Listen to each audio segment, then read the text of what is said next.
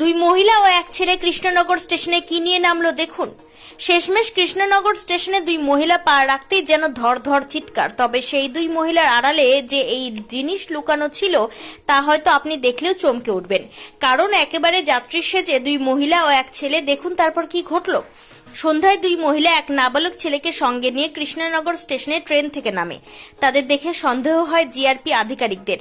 তারপর তাদের গতিবিধি সন্দেহভাজন হওয়ায় কৃষ্ণনগর পুলিশ জেলার এসওজি টিমকে খবর দিলে পুলিশ এবং এসওজি টিম ওই দুই মহিলাকে কৃষ্ণনগর স্টেশন সংলগ্ন ঘোড়াপট্টি এলাকায় আটক করে জিজ্ঞাসাবাদ করে এবং তল্লাশি চালানোর সময় ওই দুই মহিলার কাছে থাকা 3টি ব্যাগ থেকে 30টি গাঁজা ভর্তি প্যাকেট উদ্ধার করে।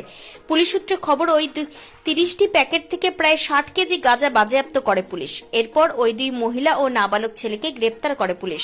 তবে এত পরিমাণে গাঁজা ওই দুই মহিলা কোথা থেকে নিয়ে এসেছিল এবং কোথায় পাচার করছিল নাকি বিক্রির জন্য নিয়ে আসা হয়েছিল, সমস্তটাই খতিয়ে দেখছে কৃষ্ণনগর পুলিশ জেলার পুলিশ আধিকারিকরা। নদিয়া থেকে মলয় দে রিপোর্ট, কেবি নিউজ বাংলা।